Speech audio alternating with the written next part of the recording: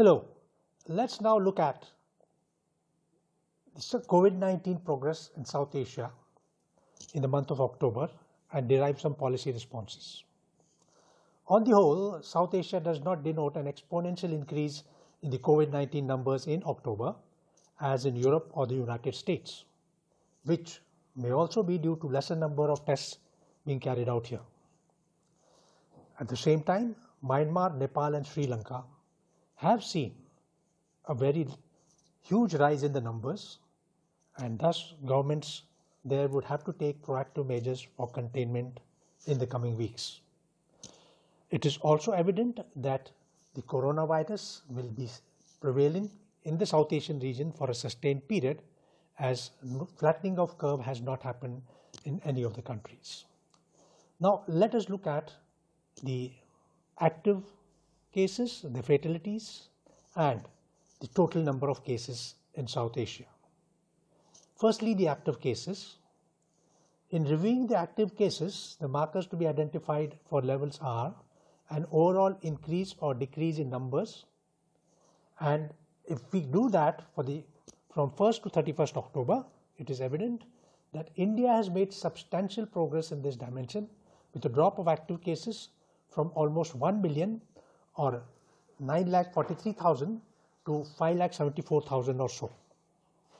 Similar progress is evident in the drop in active cases in Bangladesh, Maldives and Bhutan.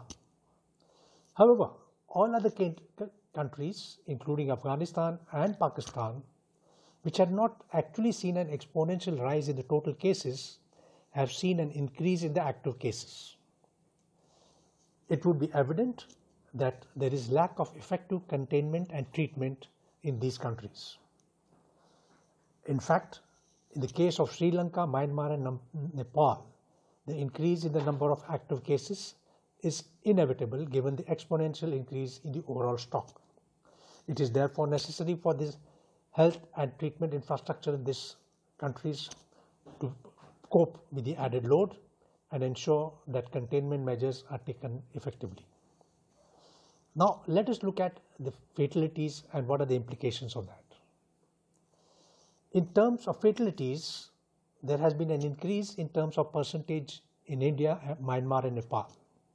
India saw an increase in percentage to the tune of 122%, Myanmar 285%, and that's huge, and Nepal 84%. There will be thus a need for these countries to encourage early reporting of symptoms and avoiding late resuscitation and treatment to avoid escalation and requiring ventilator support. We have taken the active and the fatalities first because these require strong interventions. Now let us look at the total cases. The total COVID-19 cases denotes that the existing stock and additions made during the month would show that the curve is flattened, where in some cases and is going down, whereas in other cases it has seen an exponential rise. On the whole, however, there is a gradual increase in the total cases, which is obvious because the stock which is existing, the add-ons will lead to an increase in the numbers. I will now look at those countries in South Asia which has seen an exponential increase in the total cases. Myanmar has seen a 266% increase. In the case of Sri Lanka, the increase is 215%, and in the case of Nepal, an 115% increase from 1st to 31st of October in the number of active cases. Certainly, this is a major cause of concern, and actions to contain the trend need to be taken, which so far are not evident in these countries.